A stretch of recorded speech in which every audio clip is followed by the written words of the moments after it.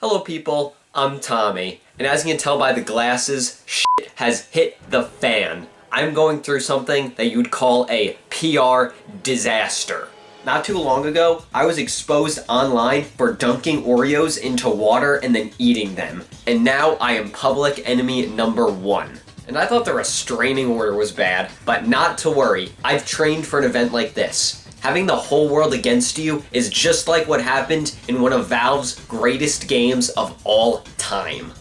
Ricochet. Half-Life. Half-Life is one of the most influential games of the first-person shooter genre, and still to this day one of the greatest PC games ever made. Half-Life's influence on the gaming industry can still be felt to this day. Gone were the days of loading into a game and going ham with a gun 5 seconds in. Now you're on a tram, getting exposition on learning about what the hell a Black Mesa research facility is. Half-Life became an instant classic, taking the FPS genre in a new and better direction with story, characters, and the incorporation of puzzles in between combat segments. Because of this success, we'll see Half-Life be tweaked, ported, and remade many times over throughout its life. Today we'll be looking at the different versions of Half-Life that exist, and see if there's a definitive version of this iconic FPS. Good morning, and welcome to the Black Mesa Transit System. Starting off with Half-Life's first release, we have the PC version. And what else is there to say? Your MIT graduate Gordon Freeman, who's inbound for the Black Mesa Research Facility. He works for the anomalous materials sector, and the scientists at the Black Mesa Research Facility have a very unstable alien crystal, and Gordon is instructed to cram it into this machine. Now, with the context we have, this is what we would call a bad move. The machine goes haywire, causing a resonance cascade, and now the Black Mesa Research Facility is subject to an alien invasion. It's now up to Gordon to put an end to it while fighting back against not only the alien invaders, but the US military, who's been ordered to execute anyone associated with the project. Gordon must adapt and survive against all odds, fighting against tentacle monsters, military helicopters, the rail system, and even Sir Isaac Newton. As Gordon travels through Black Mesa, he witnesses the exploitation that the science team had been conducting on the alien life, and the questionable ethics that were performed. Gordon eventually arrives at the Lambda complex, where with the help of the remaining science team, jumps through a portal and arrives in the alien border world of Zen. Gordon must jump from platform to platform, killing giant testicle spider monsters, and then arrive at the home of the being that caused this resonance cascade, Nehilinth. After destroying the creature, instead of death, we are saved by the G-Man, a being that has been watching Gordon's progress throughout the whole game, and he offers a job opportunity to Gordon. Without much of a choice, Gordon agrees, and then cliffhanger. And that was just the simplified version. Not only was Half-Life breaking new ground by including a story, but one that was this in-depth really goes to show just how much Valve cared about this game. In terms of gameplay, this game kicks ass. With a variety of weapons, you have highly powerful military, scientific, and alien-grade weaponry. But Gordon's weapon of choice is his trusty crowbar. The game is very combat-focused, but that doesn't always mean running and gunning, and there are some segments in the game where you have to sneak in order to not alert enemies. Speaking of which, throughout the game, Gordon will encounter many friends and foes. The employees at the Black Mesa Research Facility, who are stuck in Gordon's position as well, make up your allies. They can open doors that hold supplies, heal you when your health is low, and even support you in shootouts. Not very good, mind you, but hey, it's the thought that counts.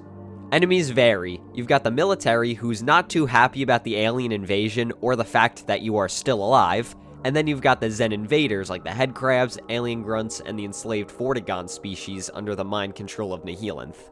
At certain chapters in the game, you get into a boss fight, and there are 3 asterisks in the game.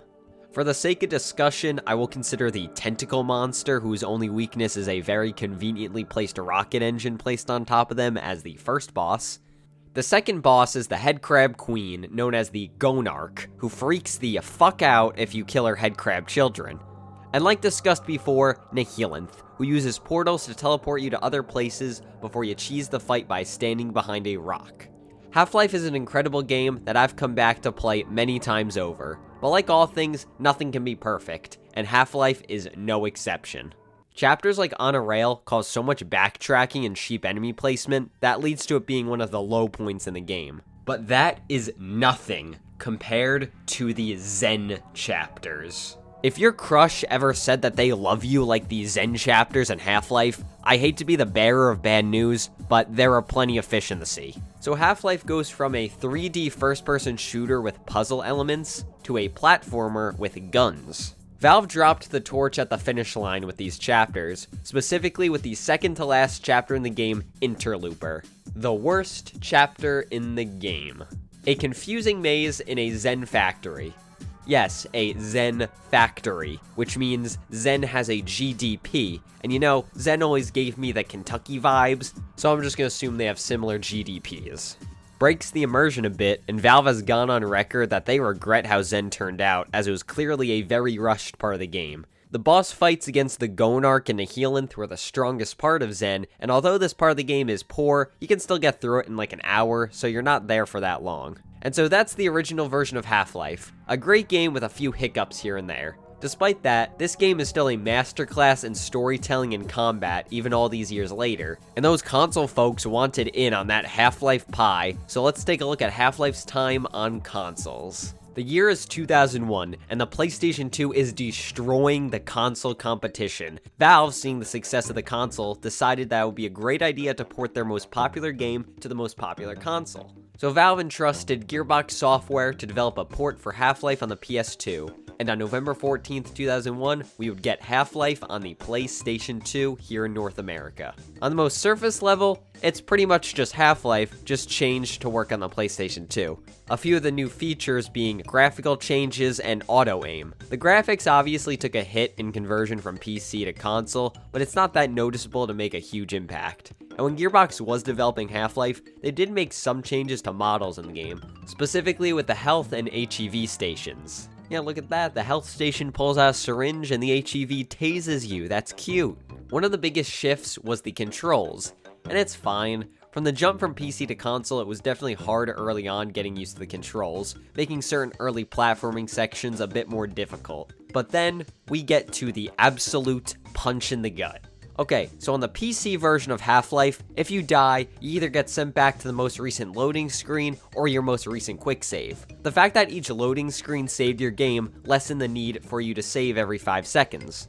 This term is better known as save scumming, where you save after every little thing you do, which pretty much ruins the enjoyment of the game. The PlayStation 2 version didn't have this, and when you die, it sent you back to the start of the chapter. And because of this, it essentially encourages you to save scum, since you can save at any point. This one oversight is quite possibly my biggest complaint with Half-Life on PS2. Now, jumping over to the other game mode in Half-Life, we have Half-Life Decay, a cooperative Half-Life experience. Now, I've sent out letters to see if anyone wanted to play, but apparently saying, please play Half-Life Decay with me, written in your own blood, is not considered very inviting. So we gotta play the single player. You play as both Dr. Gina Cross and Dr. Colette Green, where they deliver the unstable alien crystal to Gordon Freeman, which leads to the resonance cascade.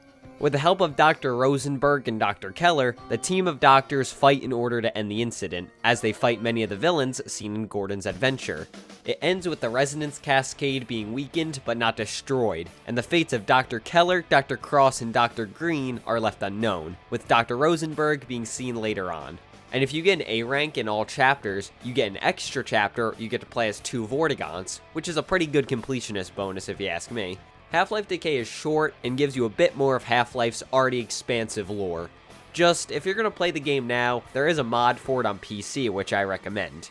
It's obviously inferior to the PC version, but Half-Life on PS2 succeeded in what it needed to do.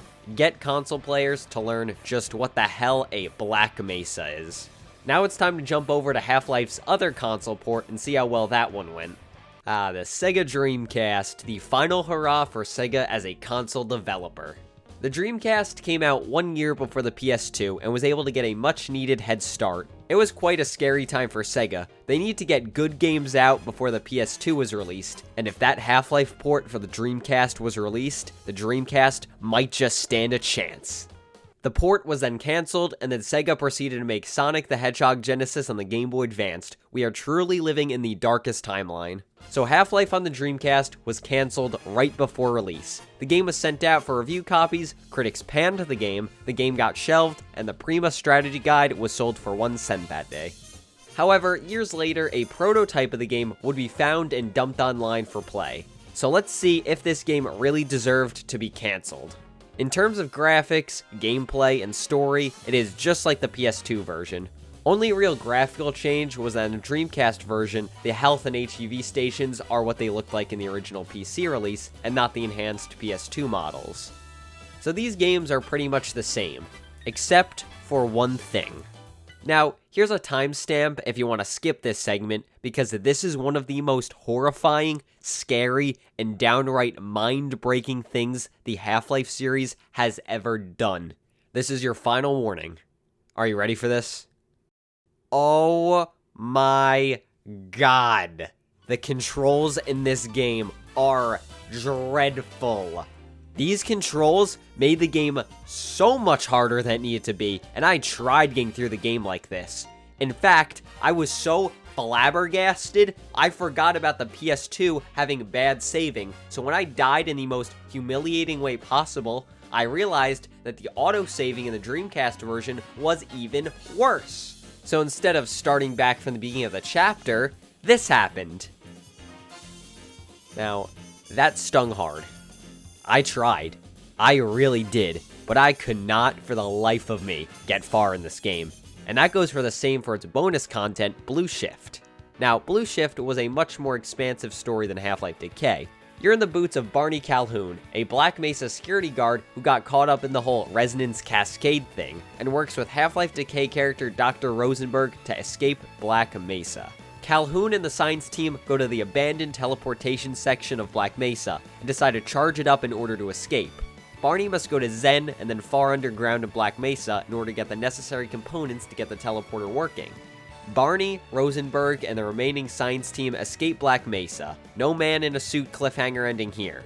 Due to the cancellation of the Dreamcast version, Blue Shift would eventually be released as an expansion pack on PC, and the Dreamcast version of Half-Life would never see the light of day for years. Critics complained that was the long loading, low frame rate in areas, and the lack of online play. It's sad to see the game was never released because the developers really did try and make this work. Fun Easter eggs early on, like Sonic Adventure's disc popping out of destroyed crates, and even the Dreamcast's memory card, the VMU, would display a little Lambda logo when playing Half-Life. It was a flawed game, but still would have been interesting to see it get an official release. If you want to play it today, the ROM file was dumped online, so you can see what could have been. And in terms of consoles sold, the Dreamcast would just barely lose to the PS2 by about 146 million consoles. And with that, the life of Half-Life 1 on consoles would come to an end, and now we jump back to the PC, where Valve moves Half-Life to new heights. In 2004, Valve was on their way to releasing the groundbreaking sequel to Half-Life, Half-Life 2. And a few months before that game came out, Valve decided to take Half-Life, which was a game made on the Gold Source engine, and upgrade it to Half-Life 2's engine, Source. And with that, Half-Life Source would be released. The game does improve upon Half-Life graphically, including character shadows, better physics, NPC ragdoll on death, and the Half-Life Source team's biggest priority, sloshy water. Other than a few other graphical changes, it's Half-Life. But is it better than the original? In my opinion, no. Half-Life Source may have graphical improvements, but this game was clearly just a side project for Valve as they were developing Half-Life 2. This game is pretty bug-filled, and dying due to physics or map design is much more common than in the original version of Half-Life. It's a fine game, but many consider it to be underwhelming and greatly underutilizing the power of the Source engine due to Valve's lack of staying up to date with the game. So in retrospect, none of the other versions of Half-Life were able to compare to the original PC release of the game. Half-Life Source was so disappointing to some fans that a group of modders, who would go on to be referred to as Crowbar Collective, attempted to rebuild Half-Life from the ground up and make what Half-Life Source should have been. And after heavy development of the game for 16 years, we would be given Black Mesa. Black Mesa's original intention was to show just how much Half-Life could do on the Source engine, and compared to Half-Life Source, these two games are incomparable. Black Mesa adds more physics-based puzzles, combat, movement, weapon changes, NPC changes, and despite all of that, it retains what made Half-Life special, its story. And it even expanded upon it, giving funny Easter eggs in the character dialogue, making Black Mesa look much more alive instead of the people working there being Scientist Model 1, 2, and 3. After the Resonance Cascade, the game presents you with all of its changes. You have to move objects out of the way and rely on security guards to kill enemies in the very beginning. You're able to throw flares in order to see in the dark and ignite zombies, and once you get the crowbar, you can see just how much the weapons were revamped. The crowbar is much more reliable, making it easier to time hits when headcrabs jump or when zombies swing at you. And all the weapons have a secondary fire. The Glock has a more inaccurate but rapid fire mode. You can double barrel with a shotgun, look down the sight with a magnum, and so much more. The game does a great job of showing, not telling the player how to get through obstacles. One of the strongest examples is in the chapter Power Up. Right at the beginning, you see the military trying to take down a gargantua, and the bullets are just bouncing right off, so you, as a player, would know that using guns are ineffective. Then a soldier fires a rocket at the gargantua, knocking it into a generator, which noticeably damages the creature. However, the power goes out before it could die, and it proceeds to kill the rest of the soldiers. So now you know how to kill it, and you know what you need to do. And all that was explained in just about 15 seconds without dialogue. This game's strongest suit is expanding on and improving flaws with the original Half-Life, but now it's time to see how they handled Half-Life's biggest mistake, the Zen chapters. Unlike the rest of the game, Zen is almost 100% different from its original counterpart. This part of the game is about 4 hours long and adds a ridiculous amount of content. Unlike the washed-out gray of the original Zen, this place is chock full of color, luminescent plants, and man-made architecture, just to show how much Black Mesa was screwing around with this place. It's a good first chapter to Zen, and way better than anything the original Half-Life ever did. And then you get to the next chapter, where you quickly find a portal directly to Nihilanth. However, the portal is then destroyed by the Gonarch, who is way more terrifying in this version, as instead of it running away from you like in the original Half-Life, now this thing wants you dead, and so you and the testicle monster fight all over the border world before she is eventually destroyed. And then we move on to Interlooper, and this is where I have to complain a bit. With the original Half-Life, the Zen chapters were underwhelming, but at the very least you can get through them quickly. Interlooper now goes on for about 2 hours, and although it is an improvement, it still kinda rubs me the wrong way. Now, there are parts I do enjoy. The areas of the game where you have unlimited energy weapon ammo lets you rip through enemies in a breeze. It's a fun little power fantasy. You even get to explore a Vortigaunt slum. Oh, so this is Kentucky after all. It just goes to prove the fact that the Vortigaunts are mind-controlled and that you do not need to kill them. You even get an achievement for sparing them. But then, you get to the factory, and it is long. You have to scale this whole thing while having to open laser fields and clear out enemy areas. Personally, I think Interlooper could have been scaled back a little bit in the factory section. But you do eventually get to the fight with Nihilanth. You watch the factory fall, and then the G-Man makes you a job offer, and cliffhanger. So in conclusion, what do I think? Well, for newcomers to the Half-Life series, play the original Half-Life. And then play Black Mesa on every other playthrough, because this game is awesome. A group of passionate modders did what big developers couldn't and remade a game with the same love that the original studio had for it and expanded upon it.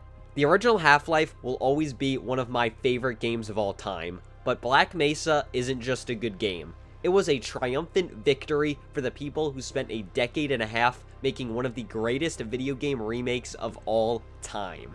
And that's about it. But apparently talking about Half-Life has only prolonged the attack on my character. But I will not be deterred, because sticks and stones may break my bones, but words will never hurt me. Oh, somebody's just thrown a brick through my window.